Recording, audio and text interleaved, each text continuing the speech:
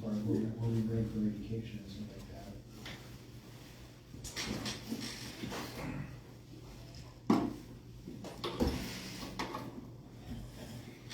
I have these numbers in here. It's in my email for the last one. I got everything right here that we use.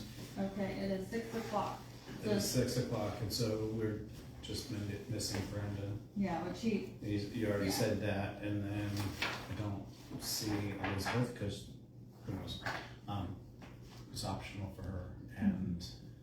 She's been chomping at the bit. She's been chomping at the bit to get in here, and now She's been that, sitting out in the hall. now that she can, yeah. well, she's probably thrown off because she hasn't been able to the last few meetings. Yeah, she has so. not been able to, but now we have a full council, so, Any questions on claims and payroll? Or the claims that were sent out? I did not on these. Just remember that was due to the timing. The numbers looked a little larger just because last month. So just so you know, so we pay claims once a month. And so the second meeting of the month, the council or the regulatory committee gets sent out a detailed check register, and so that they can ask questions about or whatnot of all the claims that we have paid over the past month. And so, but it ends, so we pay it on the 20th of every month. So based upon when the council meeting hits and when we have to send out the council packet, it can sometimes be 1 month or 2 months. 0, 1, or 2. So last meeting was a little bit earlier, the second meeting of the month was, so it ended up rolling over to this time frame. I was curious when, I'm looking at the amount that we pay for the Zoom. It's How many once people? a year. I know, it's just once a year. Yeah. Oh, and then that wasn't very much at all. No. I was just wondering, how many people are still using the Zoom? I mean, now that I'm That's back. just for the one license. Yeah, that's Oh, the one That's that we use because we have for- to have the webinar version, and for people to be able So, yeah. yeah. Do we know how many people log on? to, for meetings, Yeah. usually like maybe 5 to 10. Oh, really, that many? But it's also used I was really for, surprised. but it's also used for courts. That's a separate one. Oh, is it? Yeah, they have a separate, they don't use. I thought it was on the road. all the time now. Yeah, so, the city has one that, like, the fire department, police department use, the jail has one that inmates use for court, and then, and visitation, yeah, and then the court has one. Oh, okay. I just remember that I meant to bring my jury duty questionnaire, because I got jury duty for City of Hookland. So, I'm like, how many jury trials are we doing? Really, I had no idea. I got some in the jury like 3 or 4 times, and each time they canceled at the last minute. I've been summoned for county all the time, but it's my first time for the city. so, no questions for claims and payroll. Other than that, currently it is, our annual report is due at the end of May.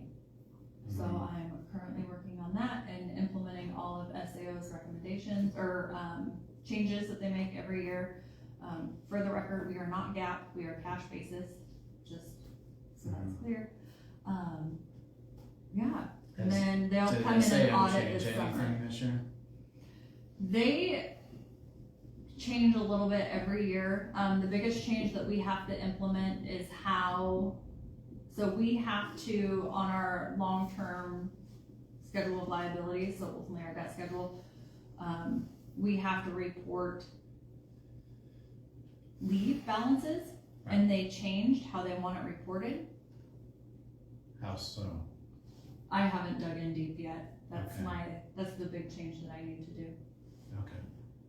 so. Because depending on what kind of change that they can do. It's a they big could- change. It It's could, gonna take me a it could while. hit the balance sheet, because We we're don't cash have- because we're cash basis, it's less of direct. We don't have a balance sheet. It's only gonna hit the long-term debt schedule. I'm so used to looking at Yeah. modified accrual, Yep. that changing leave balances does affect the balance Yeah, sheet, no, we don't have. but a cash balance basis, it doesn't make a difference. sheet. No. So that's the biggest change that we have to implement this year. Okay. So we've always had to report them on the debt schedule, a long-term schedule of liability, so it's a Schedule 9, but this year they're changing the method that they want it reporting. So it's, you report everyone's vacation time, and you know, what it would be to cash them out as of December 31st.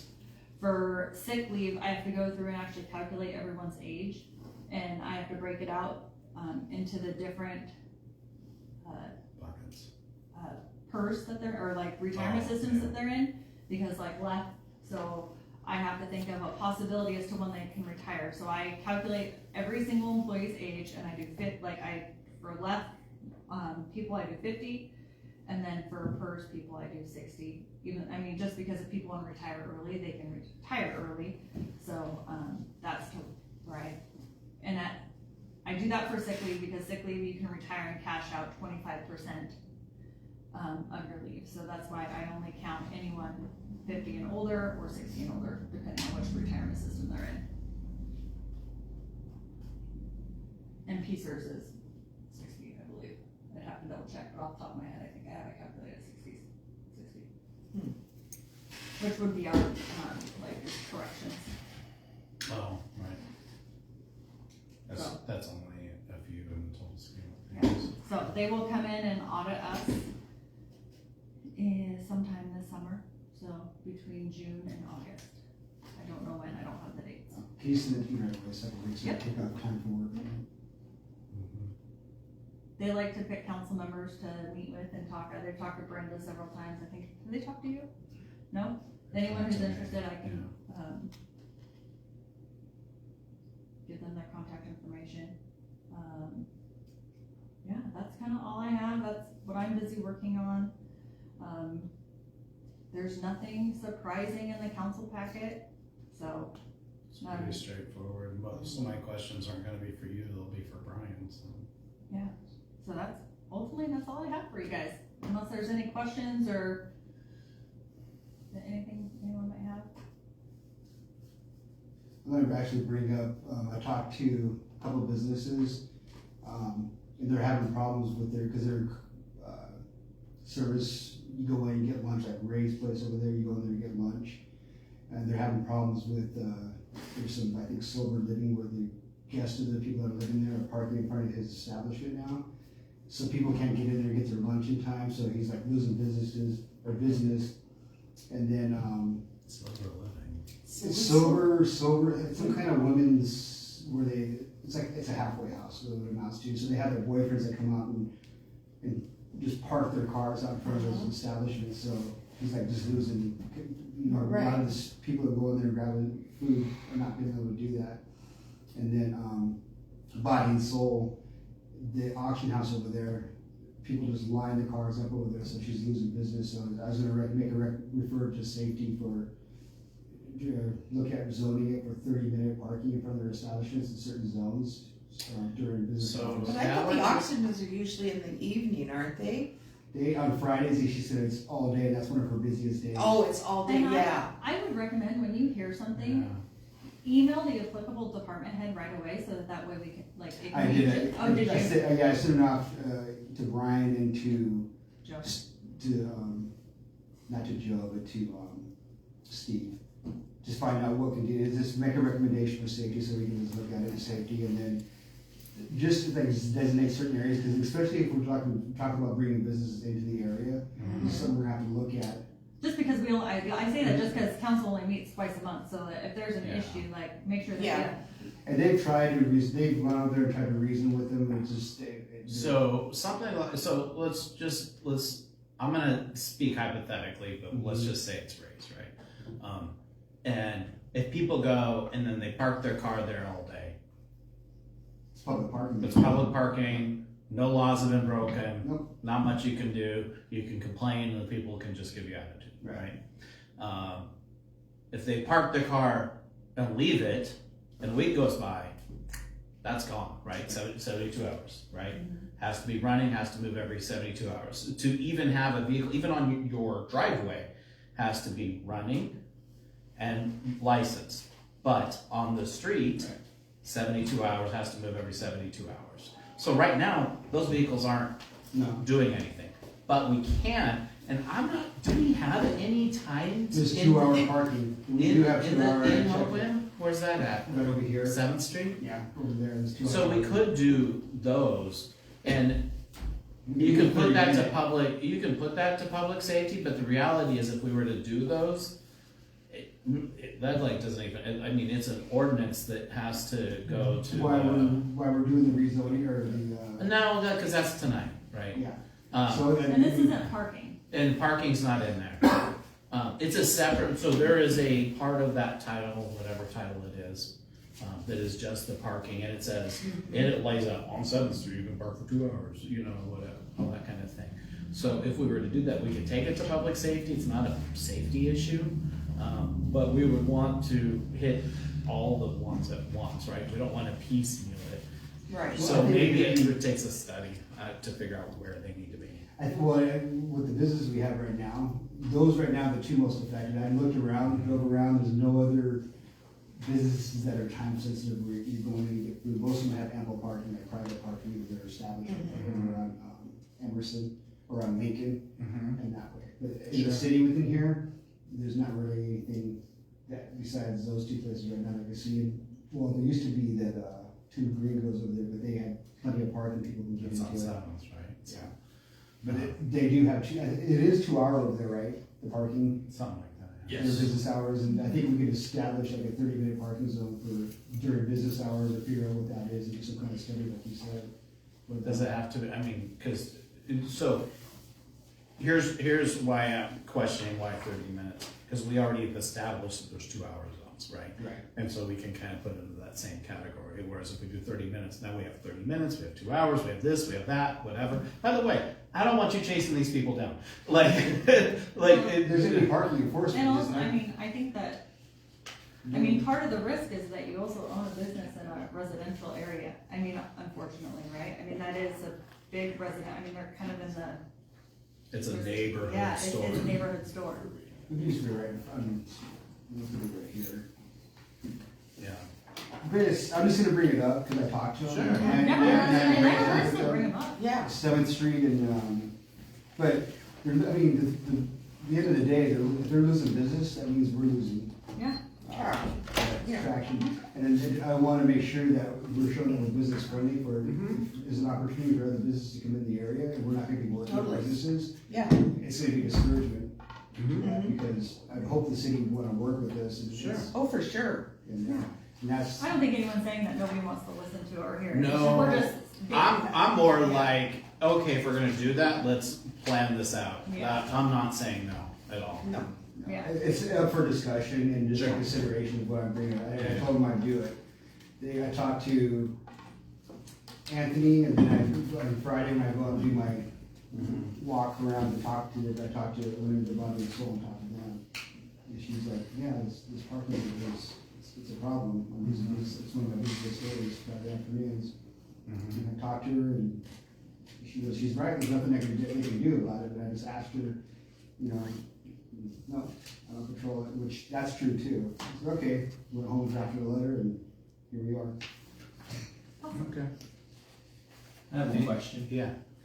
Can anybody define for me what a manufactured home is for temporary residents?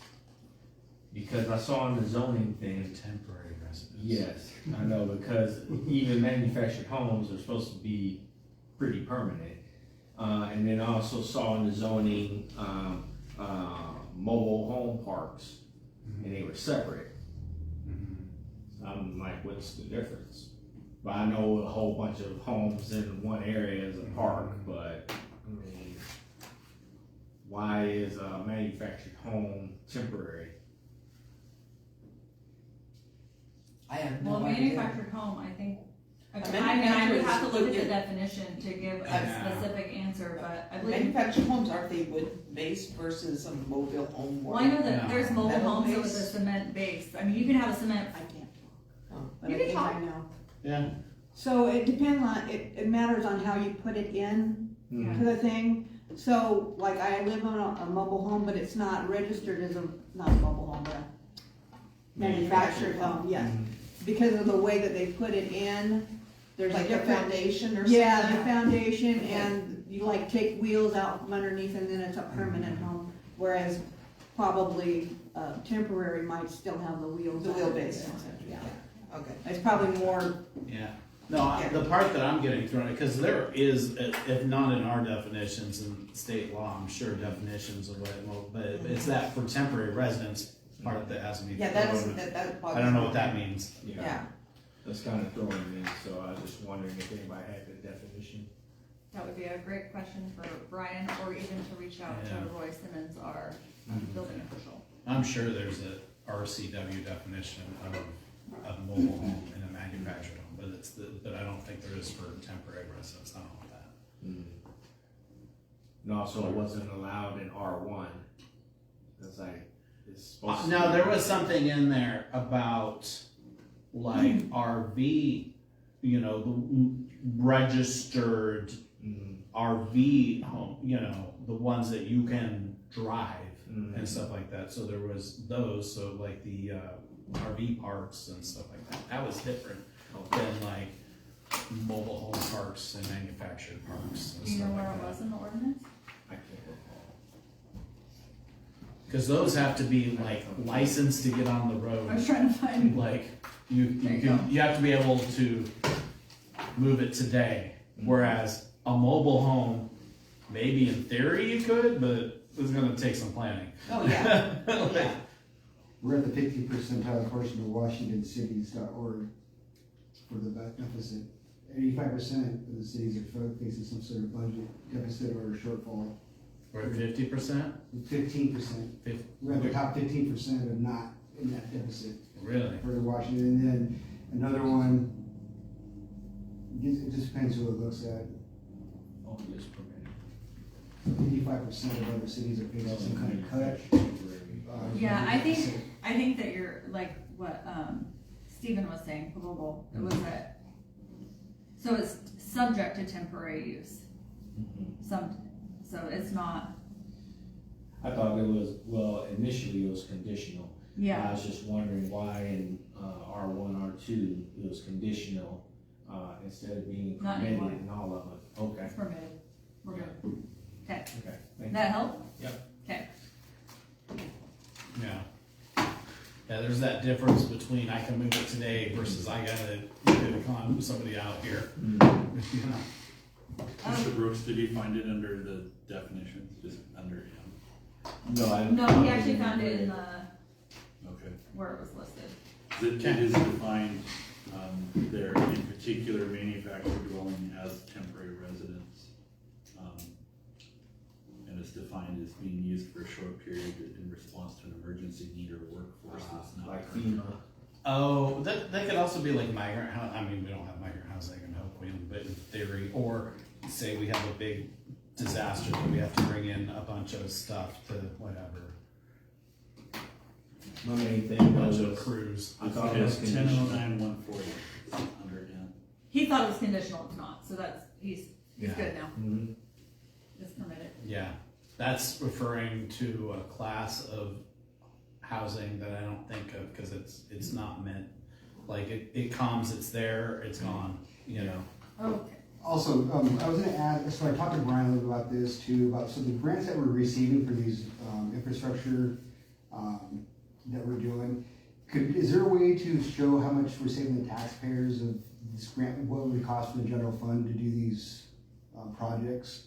And then show how much it actually saves the taxpayers money? I mean, cause I know we just got that latest one, for the, water reservoir, so that would save people in, via about their, $10 a month. in their water rates, I'd have to calculate it out.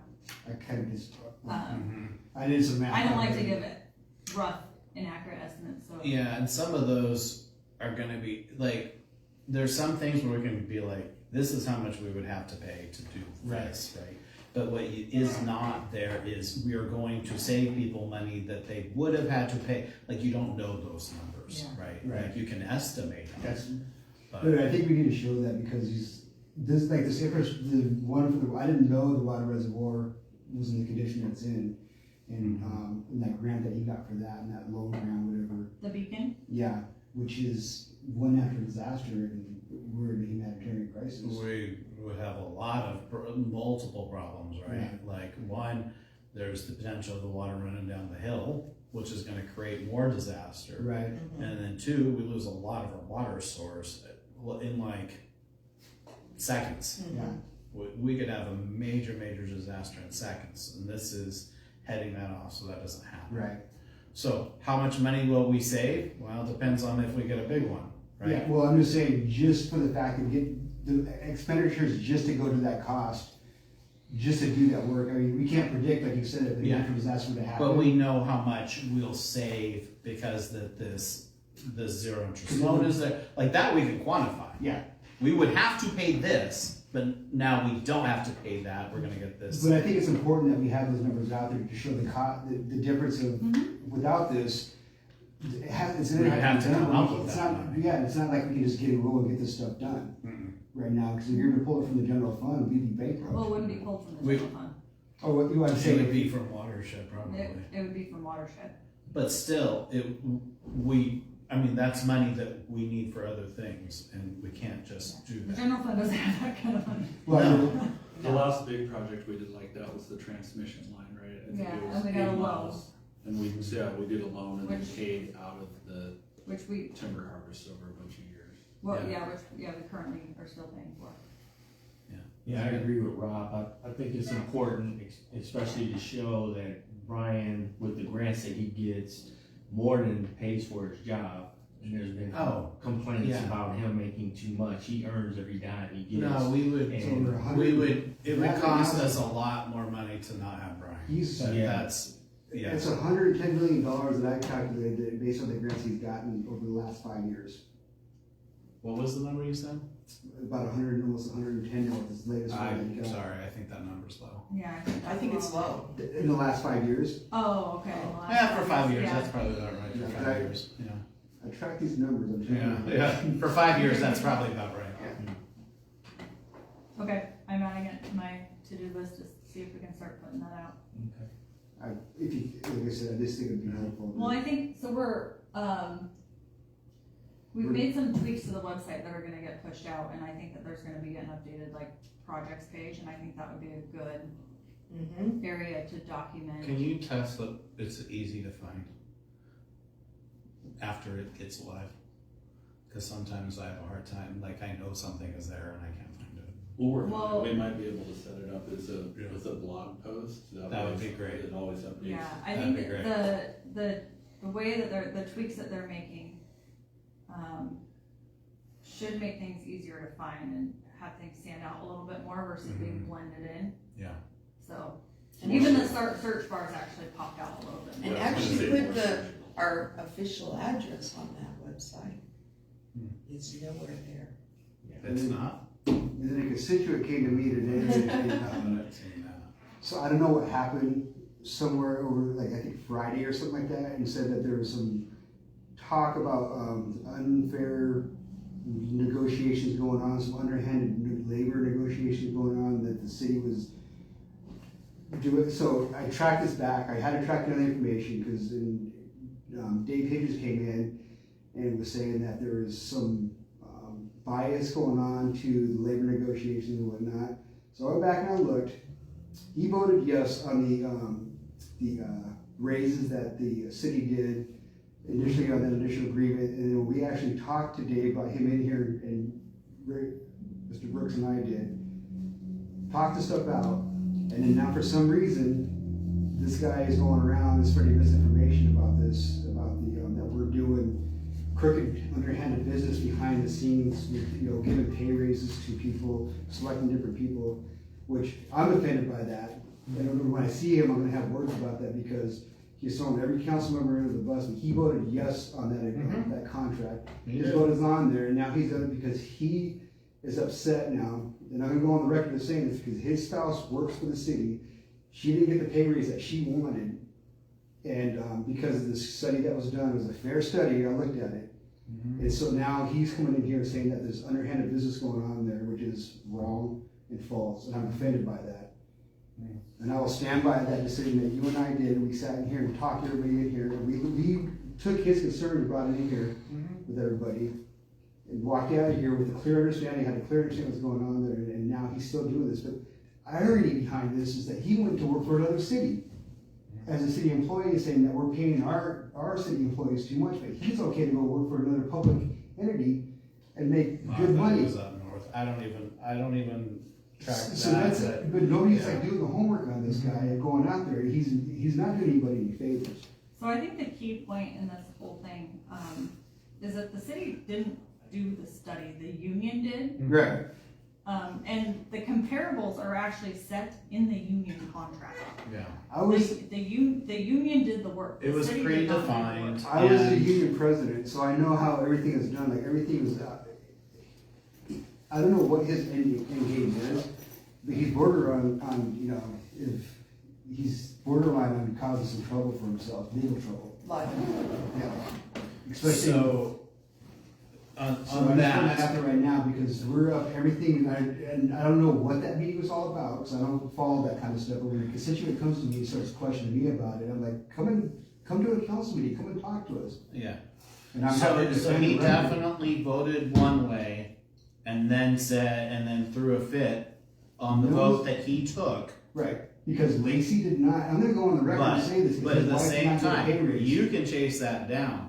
I am hearing you talk about a former council member and I believe a former resident, right? So like, that's great. Yeah.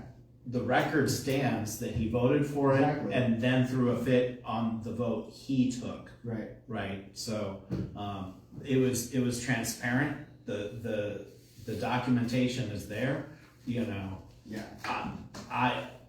if you want to pursue it, They cornered me you in the can mall. do that. No, I'm I'm just saying, done. I had to Like- defend it because so now I'm going on record as saying this because he cornered me in the mall right after all this had happened. Yeah. And was like, well, you threw me under the bus. I'm like, nobody. I'm not that kind of Yeah, person. I don't have the time nor energy. to Not in a understand. meeting. Not in a meeting, nobody threw him under the bus. And he cornered me in the mall. Him and his wife did, and Yeah. like browbeat me. And then I figured out there's something more going on here. And then I found out there's some personal agenda Maybe. that I had. And so I'll go on record as saying that now because when I have to defend that stuff with the constituent and they're coming and they're believing the stuff that they're hearing and nobody's like actually set the record straight. The record's straight because he voted one way. There's no underhanded business going on there. Yeah, Okay. we gave him a platform too, so when I was a city council president, not that I agreed or disagreed with his stand, but I thought it deserved to be heard. Sure. And we arranged that, and the council made this decision, and they didn't support him, and Sure. it's like, okay, we're done, and I guess he's not. Okay. I'm not gonna put effort into it till it comes back to me. Well, I had to say Yeah, in front of yeah. someone was asking about No, what's going on. This, yeah, I you- heard this and that, and I'm like, Yeah. wait a second. This is Yeah. coming back up. It's like a turd that keeps floating back up the line. Former council member. It's just like- He left on his terms. Like, But damn, he wouldn't work for another municipal or for another public entity where he's making. When he told me he's making good money now. So I'm just like, come on, you're gonna sit there and attack what the city employees make. That Yeah, I hear it's a fair comparison. Hurry on. So. Okay, we're done in here. Yep. Time to get ready for the next meeting. Thank you, everyone. Whoops. I'm just tired of the games, of the lies that people are doing. Forgetting my butt sticks out.